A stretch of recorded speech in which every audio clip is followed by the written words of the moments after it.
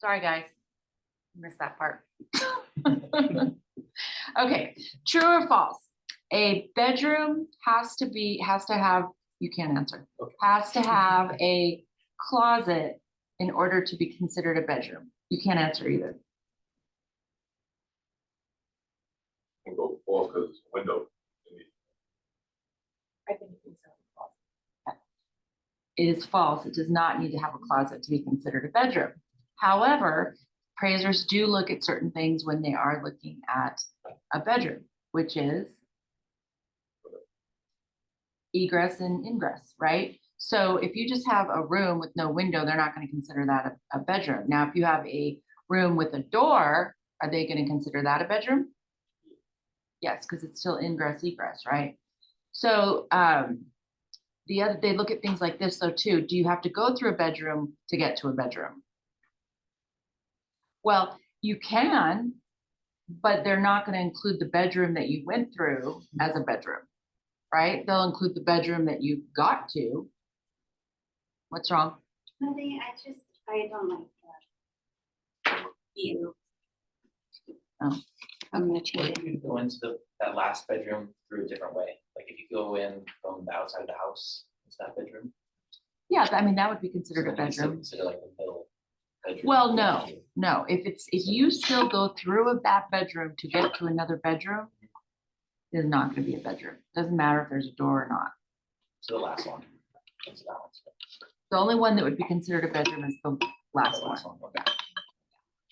I don't think any of my other true or falses. With a finished, you can give 100% value as you would the rest of the house. Or appraiser will give 100.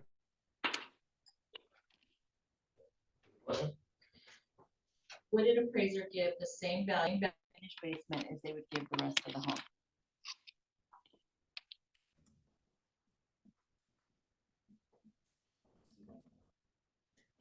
Oh my God, where is it? It's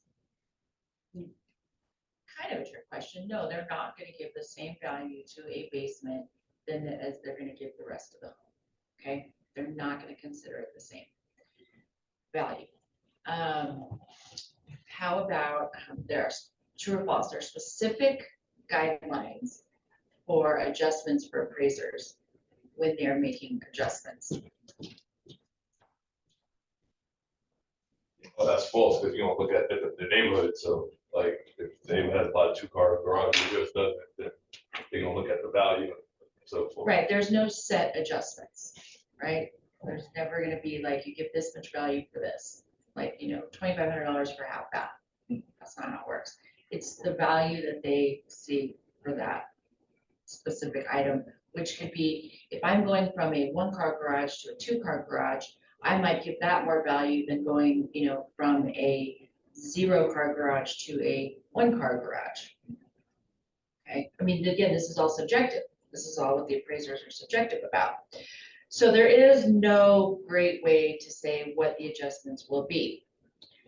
Okay, true or false, you always adjust the subject property.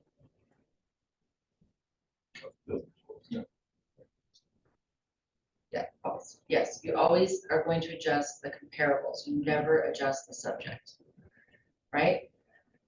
True or false, if the subject property has it, you add it to the comparable. Yes. True. If the subject property doesn't have it, you still add it to the comparable. True or false? Well, sort of, you kind of just add it, so then you'd say they both have it. We would just found. You would just, right, it's false, right? You would not add it. You would add it technically, Yeah. but you're going to subtract the amount from the comparable, right? Right. Okay. So you did pretty well. And I know those are like hard to understand sometimes because I might not ask it exactly how it makes sense in your head, but it's important. Those are things that you know. Okay. The idea behind an appraisal is you have 2 identical homes, right? They should basically be worth the same amount, right?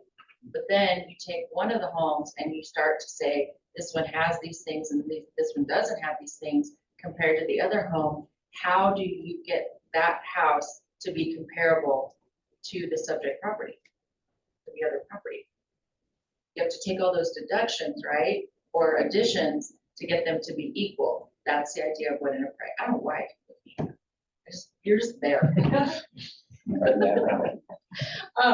That's the idea behind an appraisal, right?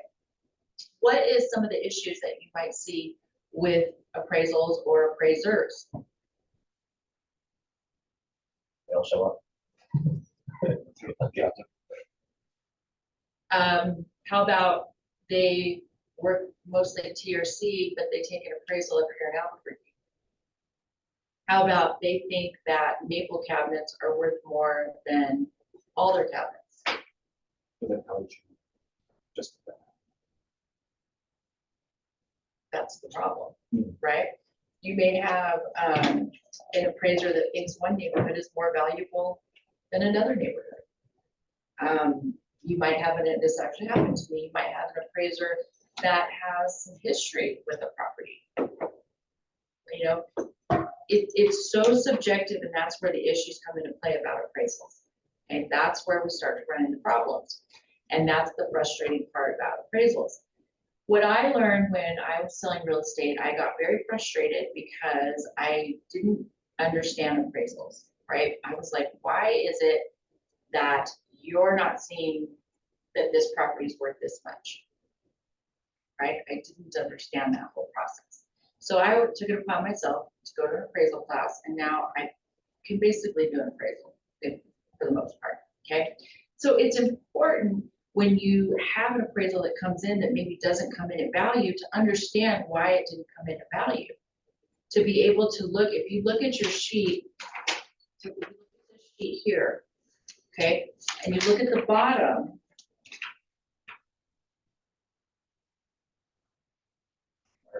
class. Oh, sorry, I couldn't read. If you look at the bottom where it has the adjusted price, 214.6, 214.3, and 216.7. That price at the bottom is the adjusted price of the comparable. So basically the appraiser took all these adjustments and now is saying that they are equal. And now that they are equal, that's the value of that property compared to the subject property, right? But if you look at all these items that they're taking adjustments for, right? Because you've got subject, comparable, comparable, comparable. So for example, I've got location. So in one of these, the location is, so the second one, the location, the appraiser added $10,000. What does that mean? No. And your subject property has a better location. Location than that comparable. So he added $10,000 to the comparable to make up for that discrepancy, right? If I look at the square footage for the third comparable, he added $5,500, yes, $500 to that comparable. What does that mean? The subject property is bigger, right? If I look at and this one's really interesting, the date of sale. If you look at all three of the comparables, he made an adjustment. So if I look at the date of the sale,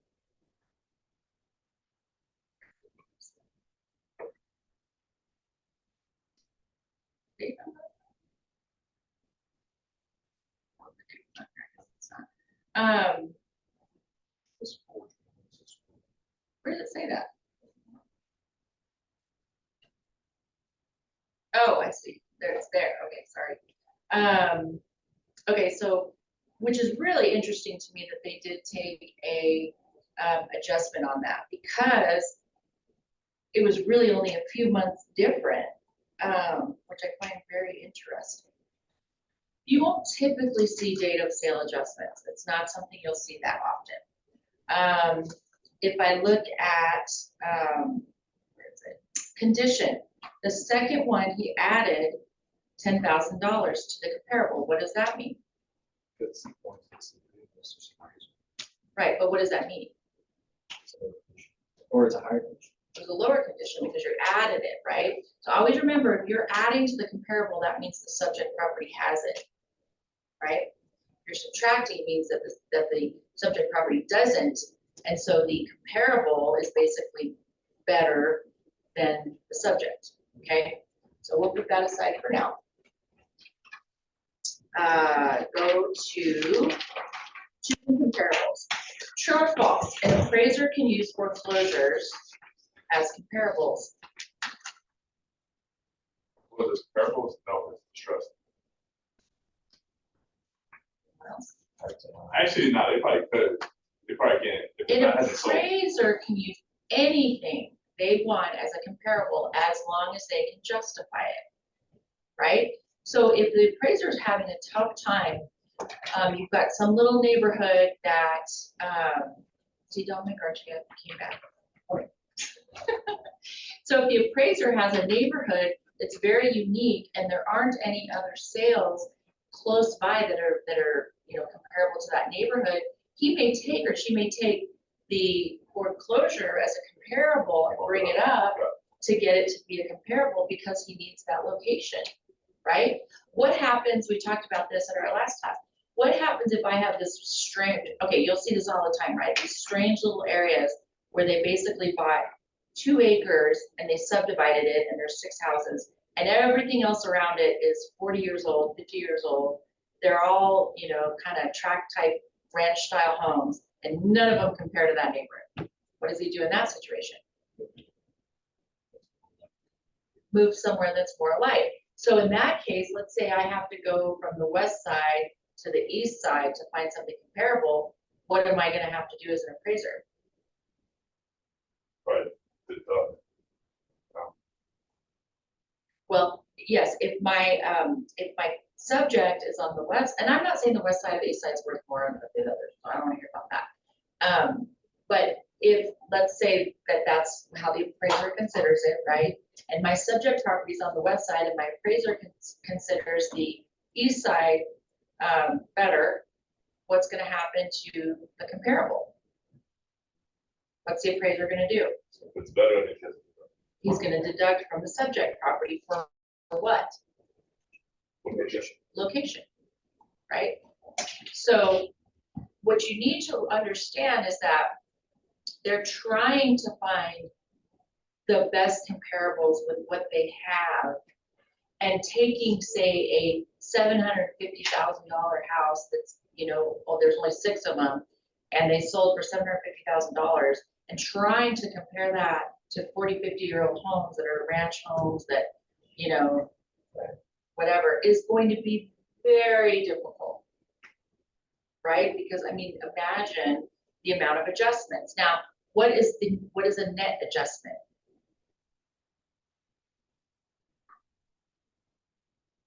What's the gross adjustment minus the? No, you're right. So there's 2 ways you could look at it. And actually, I've never thought of it that way, but you're right. You could take the gross adjustment and then just subtract all the items that you're subtracting or deducting. Or you just add plus, you know what I mean? Like, okay, I'm gonna add 3,000, then I'm gonna subtract 2,000, then I need to add 5,000, subtract, and then what's your net at the end, right? Right. So what is our goal when we are taking adjustments? When the appraiser's taking adjustments? Little thought. As little as possible, right? So once an appraiser comes up with his final adjusted prices, he's got 3 adjusted prices here, how do you think he's gonna decide what now the value of the subject property is? He's gonna weigh number 3 more heavily, He is going to weigh number 3 more heavily. Why is he going to do that? less subjective. Exactly, because there are less adjustments. Okay, so a lot of people think they take the 3 and they average it. they take 3 and then they divide by 3, you know, they add 214.6, 214.3, and 216.7, and then they divide by 3, and then whatever that is the figure. That is not what they do. Okay? They take the one that has the least amount of adjustments. Now, you will see, and it is very frustrating to have, when appraisers, there are times appraisers may pick comparables that you think are absolutely insane. I had one time where the majority, it was a tract home neighborhood, the majority of the homes had 2-car garages, mine had a 2-car garage. She used a 1-car garage comparable when there was plenty of comparables, did not take an adjustment for it, and we were like $3,000 off.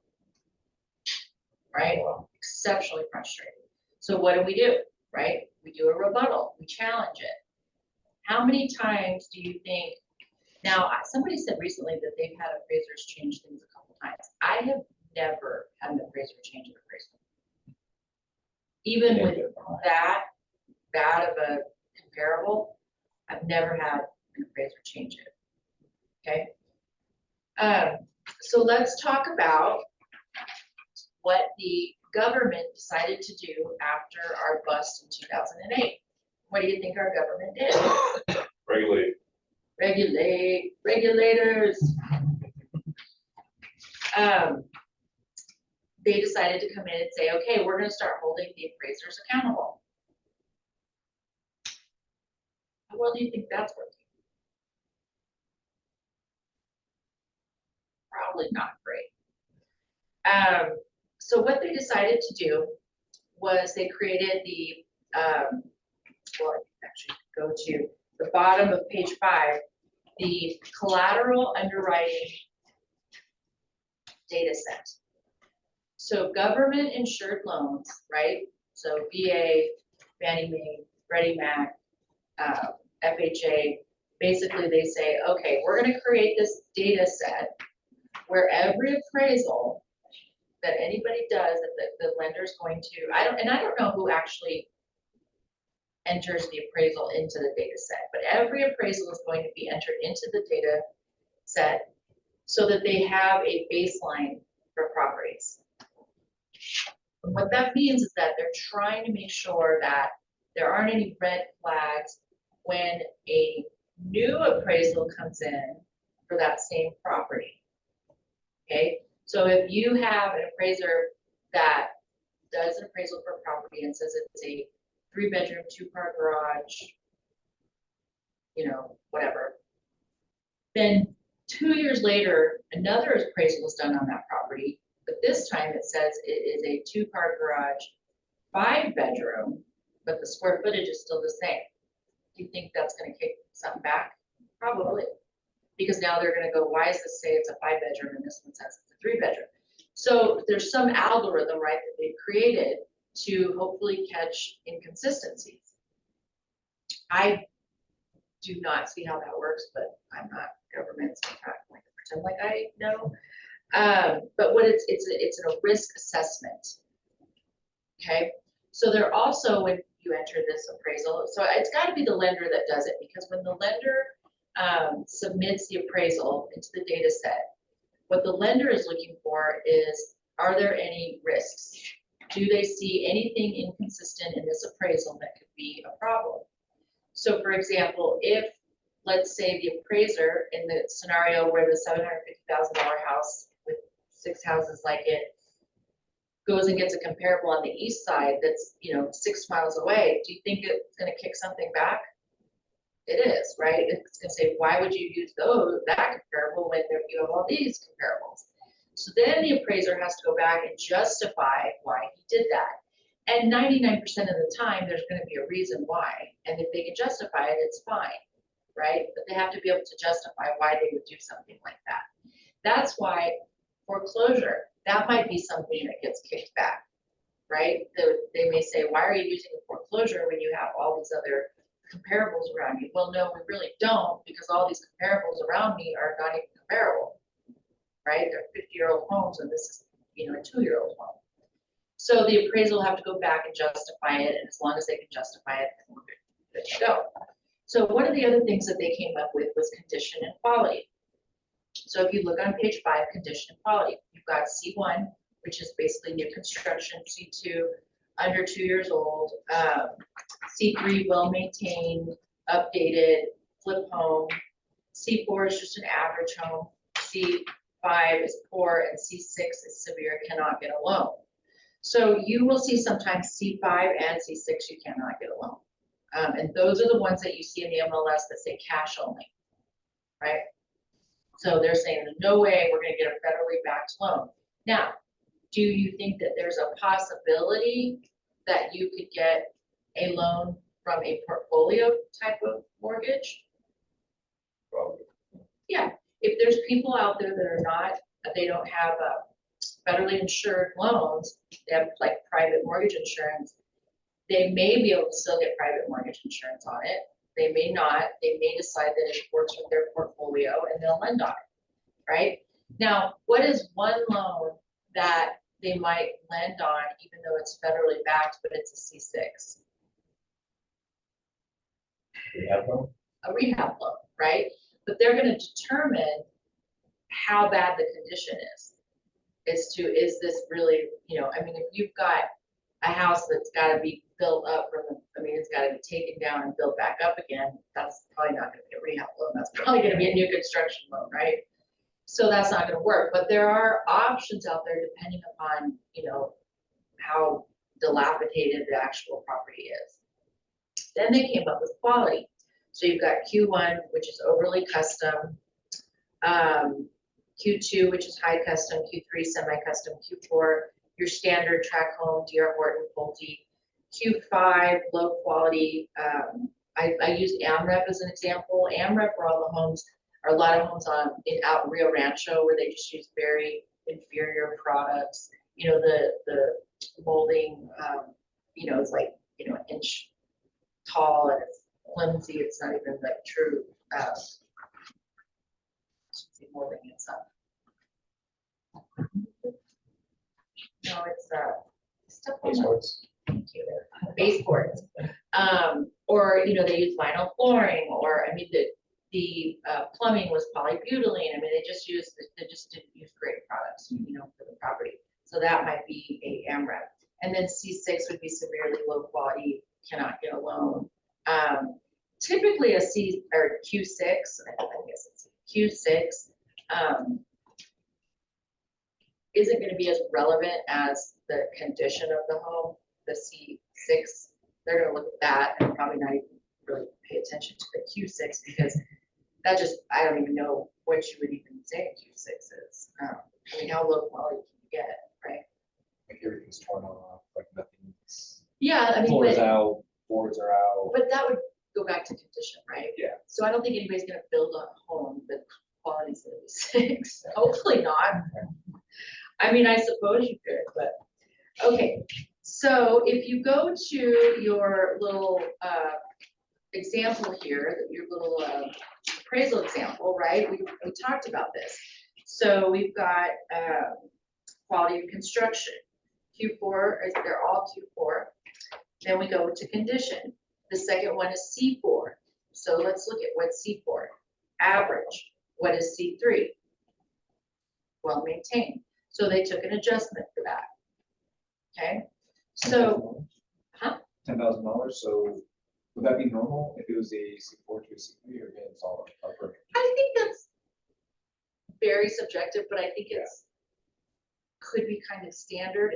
10,000 seems a little high to me, but there could have been, you could have just had a home that maybe didn't have updates, and then you had a home that did have, like a redone kitchen, and it felt like that was enough to give it an adjustment for.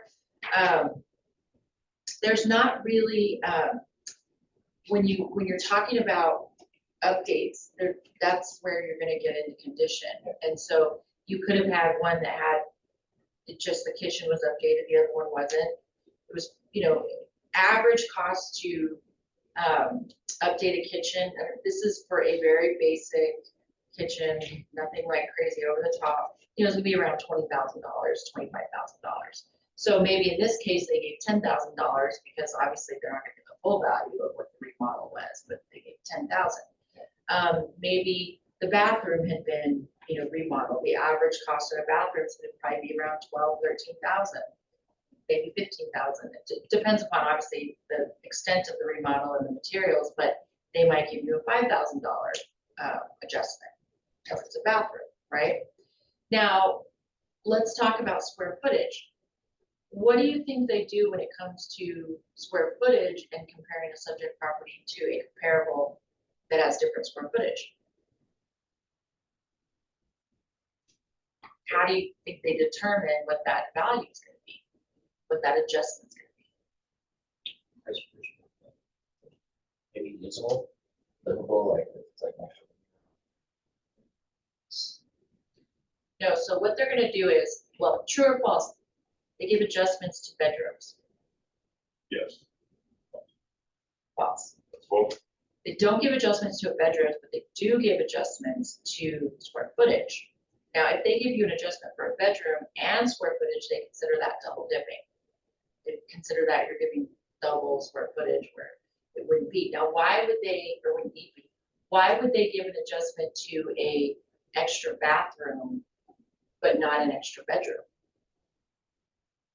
So like more desirable, like that. Part of it. Because the bathroom, right, it's got plumbing. It's got a vanity, it's got a shower, it's got a toilet, it's got all the other things that cost much more for a bathroom, right? Where square footage, if I build a home and it's gonna cost me $500,000 to build this home, it's a 4-bedroom, 2-bath home, okay? It's a, let's just say a 2,000 square foot home. And I say to my builder, okay, so what is that price per square foot? $250. $250 square foot. My builder says to me, I'll build this house for you. It's 2,000 square feet. It's going to cost you $500,000. Okay. Then I go to my builder and I say, hey, I want to pop this room out 1 foot. Okay. So let's say that that wall is 20 feet. What's 20 times 250? $5,000. Okay. What do you think it's going to cost me if I go to my builder and I say I want to add a bathroom? More than that. $4,000 and $5,000, right? So they're going to take an a bigger adjustment for the bathroom than they're going to take for extra square footage. So my rule of thumb for square footage is typically 50%. So if and now remember that was building it. Right now we're talking adjustments. So we're not going to give the full $5,000 adjustment for it necessarily, right? We're going to take the adjustment for what the value is today, right? Because we're not talking cost approach, we're talking the comparable approach.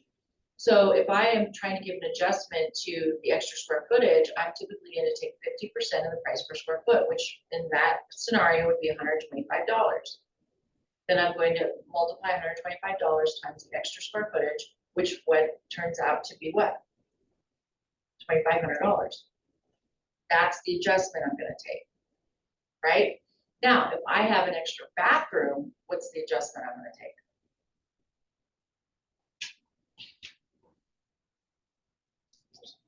It's subjective, right? It's going to be a lot more than $2,500, right? I think you'll typically see a half bath is around $2,500, 3/4 maybe 5,000, and a full 7,500. I would say that's kind of a rule of thumb, sort of, as far as adjustments for bathrooms. But again, you're not going to give the same value for the square footage as you are for an extra bathroom. Now, if I have an extra bedroom, am I going to give it full value like I would an extra bathroom? No, because it's just square footage, right? Did I already take into account the square footage? Yeah. Right. Now, look on your little, now look on your little sheet here where it's got room count, kind of almost in the middle down a little bit. I've got a total of 9 rooms, this is the subject, 3 bedrooms, 2 baths. Here I've got a total of 8 rooms, 4 bedrooms, 3 baths. What was the adjustment on the first comparable? One less bedroom. But what was the amount? Oh, maybe 4,000. All right, and what was the difference between the comparable and the subject? That- Right, 1 more bed, 1 more bath. Yeah, 1 more bed, 1 more bath, right? But if I go up to the, I need my glasses, I can't see crap. Hold on.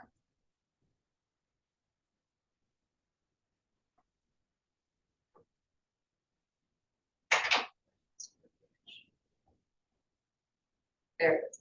So if you go over here to gross living space, the subject is 1974. That property, the one with the $4,000 adjustment, is $2,000 square feet.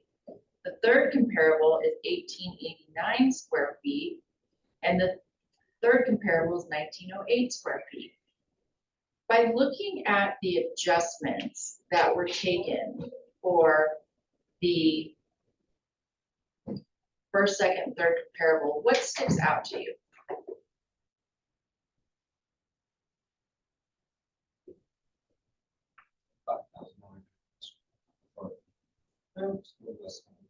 So I'll tell you what stands out to me. So in the first comparable, did not take an adjustment for square footage, did take an adjustment for value. Okay, the second comparable has an extra bedroom, same baths, did not take an adjustment for the bedroom, but did take an adjustment for square footage. The third one, same thing, 3 bedroom, 2 bath, no adjustment. Square footage was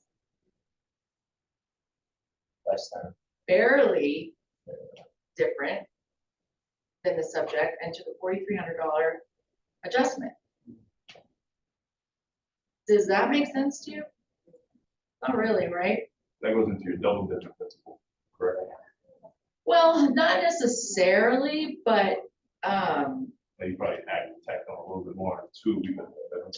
I mean, I think what the idea behind it is that he took an adjustment for the bathroom on the first one.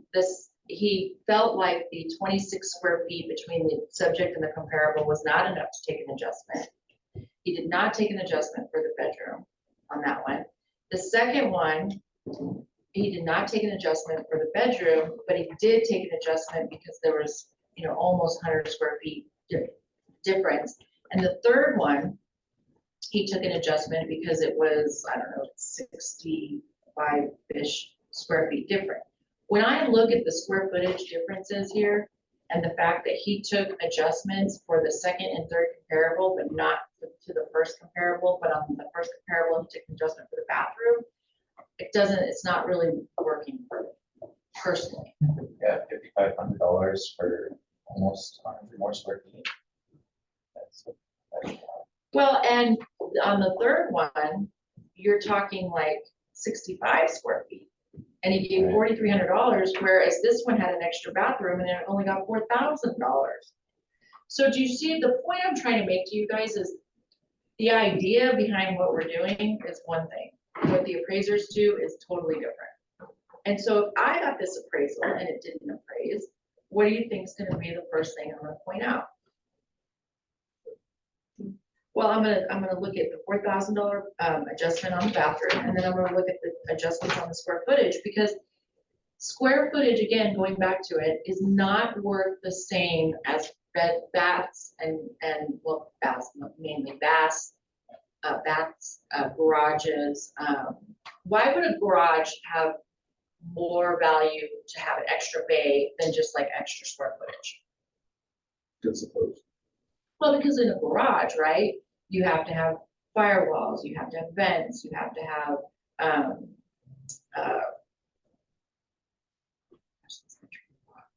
steps. I mean, there's just so many more things that are gonna go into the cost of a garage. But there's also, they are gonna take into consideration market demand for garage, right? They're not gonna take that into account for square footage bedrooms, because that's double dipping. Now, they're going to take it into account, but not to the extent of some things. Now, why is it that we're gonna give value, say, to a pool, right? But yet, when we're looking at square footage, we're comparing the square footage to the subject property of what the value of that square footage is. The point I'm trying to make is that they do take into account the demand from the market as to if they want, what they think the value of a pool is to the market, right? There's no real rhyme or reason to where the adjustment comes up for a pool, right? They're just kind of throwing it out there, right? And what if I have an appraiser that thinks pools suck, Probably will reflect. -5,000. right? So I had a property back out in the North Valley that it appraised for like 1.35. It was not worth 1.35. No way. It was probably worth 900.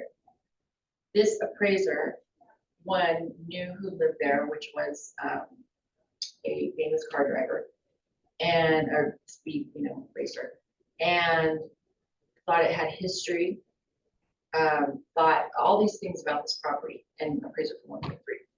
I was representing the seller. Can you imagine how awful that was when he's like, my house is worth 1.3, because we got appraisal prior to selling it. And I'm like, it's not worth 1.3, right? And I'm looking at it as to what the market's gonna pay. The appraiser's looking at it as he's giving it all this value for all these things that the market doesn't care about and is not gonna pay for, right? So that's why when people say, I'm gonna get an appraisal to see what my house is worth, I'm gonna go, I don't really care what your appraiser says your house is worth.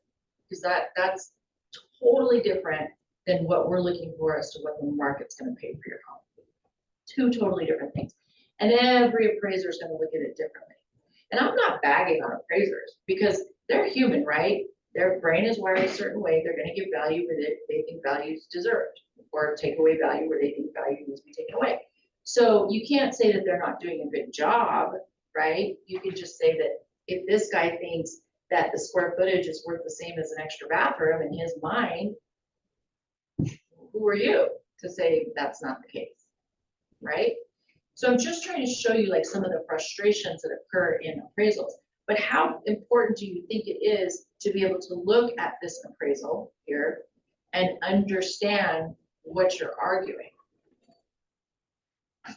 So do you think that before today, you could probably go to an appraiser and maybe argue some of these points? Do you feel that maybe you could do better now if you're trying to argue some of these points? Yeah. Because it helps you to understand it, right? It helps you to understand what you're arguing, right? As if all the comparables are C3, but on one of them he takes an adjustment, what are you gonna do? And the subject property is C3. Yeah, so Why are you taking adjustment, right? So if you have, let's say, so as far as your windows go, let's say that if you look down here at windows, he took an adjustment for 2 of them because they were single pane, right? So let's say your property doesn't appraise and your property has new windows or thermal windows and 2 of the comparables don't. What is one of the things you might argue?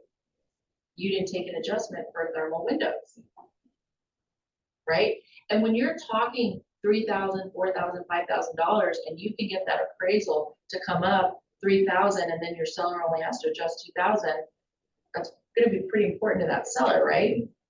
And you're going to be a hero, right? But if you don't understand this stuff, and you don't understand why they're taking these adjustments, and why they're adding, and why they're subtracting, right? You're going to go to the appraiser and look like a ding dong because you're not going to know what you're talking about. Fireplaces, I always find that one really interesting because I don't truly feel they have much value. But one of the things that, like this one has evap compared to AC. Does anybody know what it costs average to convert from evap to refrigerated air? So you're probably looking at about $10,000. Okay, so how does the appraiser come up with the amount of adjustment? I mean, really, there's no real way, right? Because it's, again, gonna be subjective. Me personally, I'll pay an extra $10,000 for AC, for refrigerated air. I don't want evaporated air. That's a market demand, right?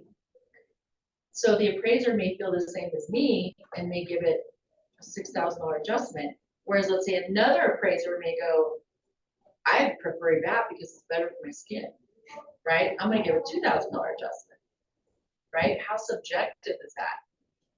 It's so subjective. What's central forced air? Let's just put this on the table so we're clear. Well, there's nothing going throughout the house. There's a refrigerator.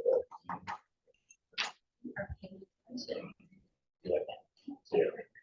So a lot of people think central forced air is refrigerated air. It's not. Central forced air is where you have a unit and it's pushing it out to the whole house, right? If I have an air conditioner on my roof and there's one vent for the entire house, is that central forced air? No. And you see that in like a lot of older homes, right? Central forced air, they've ducted it throughout the house. And can heating be central forced air? Yeah, right? So it's not refrigerated air. Refrigerated air is a refrigerant condenser. It's pushing cold air out, doesn't use water. That's refrigerated air, right? If I have a wall heater, is that central forced air? No. Right? If I have a window unit, is that central forced air? No. Okay. Just wanted to clarify that. I hear it all the time. It has central forced air. I'm all, that means. Forced air, single area. That's all. Yeah. I'm like, no. Okay, we already talked about the, we're almost done, just thinking about 5 minutes. We already talked about the data set. But one of the reasons why appraisers can be sticklers on certain things is because risk assessment for them. So if they get their appraisals kicked back too many times and they can't justify why it was kicked back. So for example, they use a comparable that's 6 miles away, but really they couldn't justify that, right? First one, they're gonna get a letter of warning. Second one, they're gonna take continuing education classes. And the third one, lenders are gonna stop using them for those backed loans, right?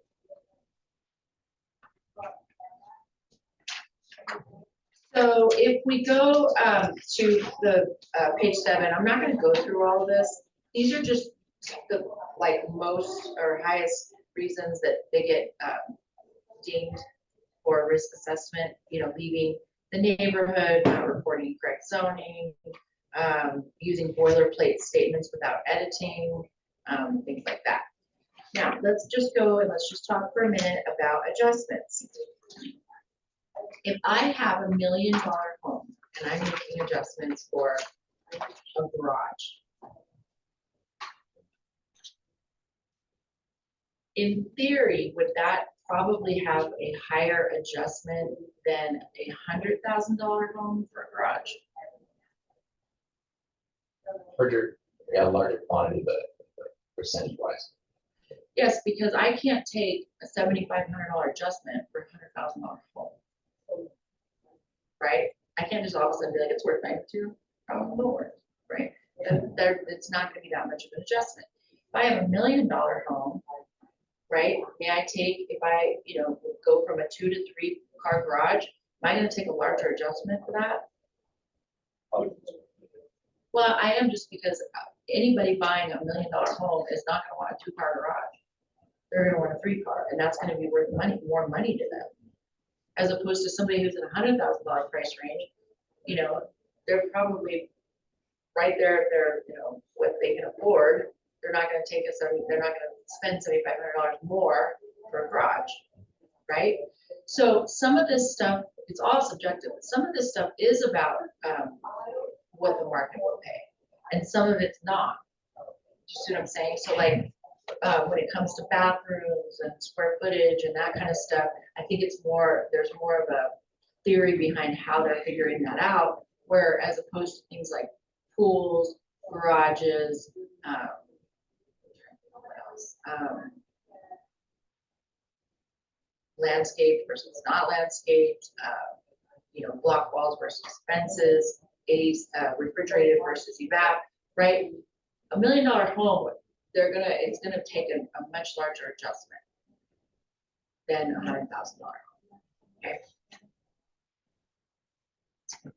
Then if you go on to the page 12, and again, we're not gonna go through this, but what I've given you is something that I put together that I think is gives you kind of an idea of adjustments.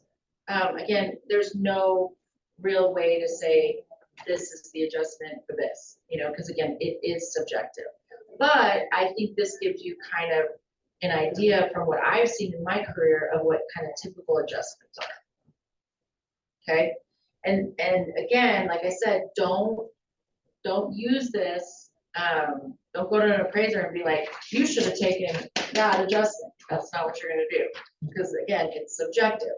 But I want you to be able to have something, to look at, to say, it should be around here, right? This is kind of what I'm thinking it is. And if you look at the appraisal that I gave you and how close those comparables came, they don't typically come that close. You typically are gonna have a bigger gap of, 5,000, 7,000, like what I'm saying is, not all of them may have that, but the fact that all three of those are very close, which makes it easier for the appraiser to say, okay, this is the value.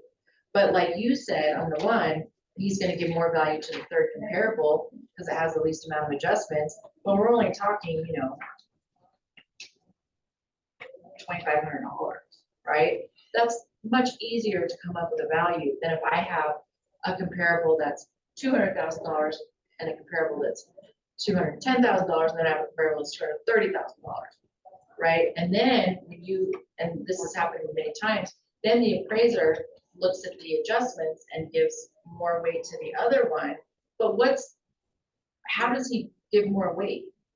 Is there like some sort of math that they do? No, they literally just go, I think it's worth that, or I think it's that. So if you've got one that's worth 230, and let's say it's got the least amount of adjustments, but they may say, I'm still gonna put it at 215, right? And it's just extremely frustrating.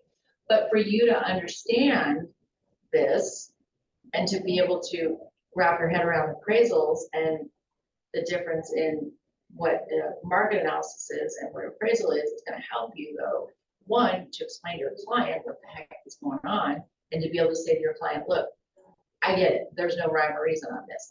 But when you have a client that says, but I have 100 square feet more, so that should be $40,000, right?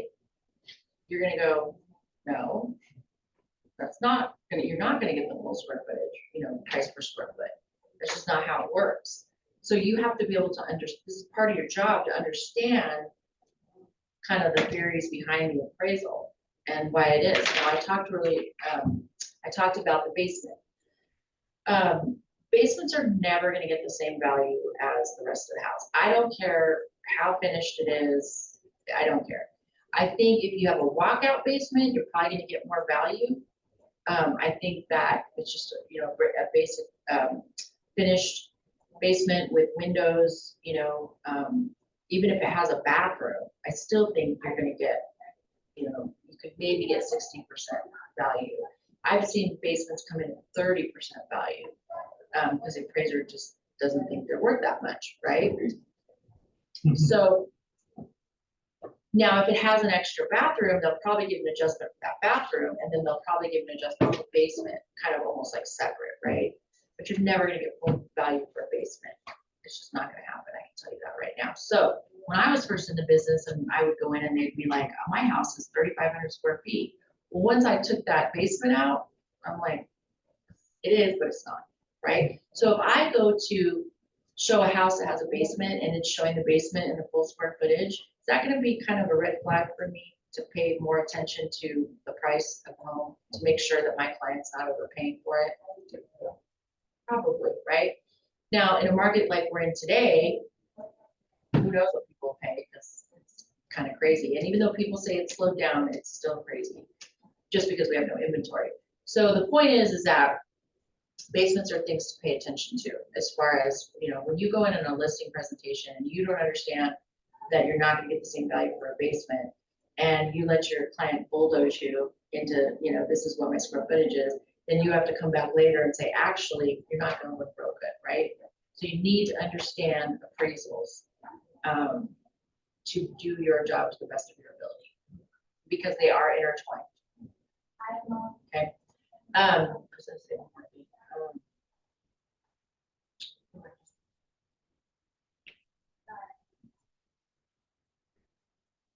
I don't know what it was. One thing though that I would recommend you doing is, if you have a house and you're worried about the appraisal, because these are so subjective, you're gonna do some ass kissing, and you're gonna put a folder out at the house or the appraisal, or the appraiser, with the floor plan and anything that they might need, purchase agreement, floor plan, the specs, the upgrades, whatever.